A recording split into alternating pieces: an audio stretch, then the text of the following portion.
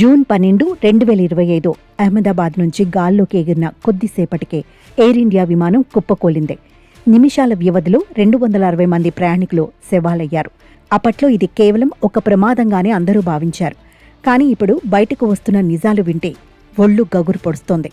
ఈ విమానం గత 11 ఏళ్లుగా ఒక నడిచే మృత్యుశకటం అని, ఇందులో భయంకరమైన సాంకేతిక లోపాలున్నాయని అమెరికాకు చెందిన ఏవియేషన్ సేఫ్టీ ఫౌండేషన్ బాంబు పేల్చింది. మరి ఆ లోపాలేంటి? దర్యాప్తు సంస్థలు ఎందుకు మౌనంగా ఉన్నాయి?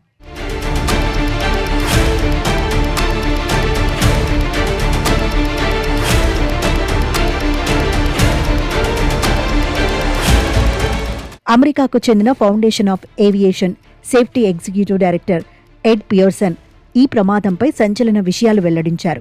ప్రమాదానికి గురైన విమానంలో గత 11 ఏళ్లుగా తీవ్రమైన ఎలక్ట్రానిక్ సమస్యలు ఉన్నట్లు తమ వద్ద ఆధారాలున్నాయని ఆయన పేర్కొన్నారు.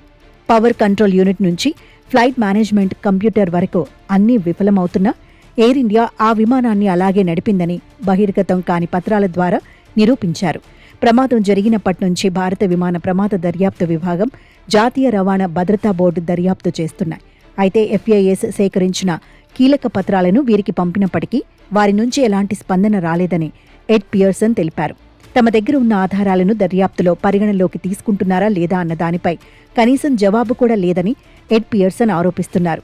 అంటే ఈ భారీ ప్రమాదం వెనుక ఏదైనా పెద్ద వ్యవస్థాగత వైఫల్యాన్ని దాచిపెడుతున్నారా అన్న అనుమానాలు వ్యక్తమవుతున్నాయి.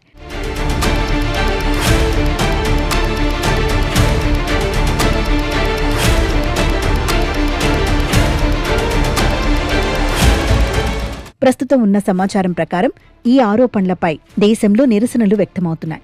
11 ఏళ్ల విమానం మెయింటెనెన్స్ రికార్డులను బహిర్గతం చేయాలని బాధితుల కుటుంబాలు డిమాండ్ చేస్తున్నాయి. FAS చేసిన ఆరోపణలపై స్పందించాలని భారత విమాన ప్రమాద దర్యాప్తు విభాగంపై ఒత్తిడి పెరుగుతోంది.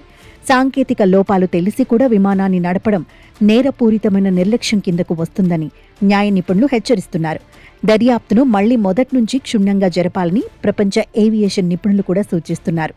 260 మంది మరణానికి కేవలం సాంకేతిక లోపమే కారణమా, లేక అధికారుల నిర్లక్ష్యమా? 11 ఏళ్ల నాటి సమస్యలను గమనించలేనంత బలహీనంగా మన విమానయాన వ్యవస్థ ఉందా? FAS పెట్టిన లేఖలకు సమాధానం ఇవ్వకపోవడం వెనుక ఉన్న మర్మమేంటి? ఈ ప్రశ్నలన్నింటికీ కేంద్ర పౌర విమానయాన శాఖ సమాధానం చెప్పాల్సి ఉంది. ఆ 260 కుటుంబాలకు న్యాయం జరగాలంటే దర్యాప్తు పారదర్శకంగా సాగాలి.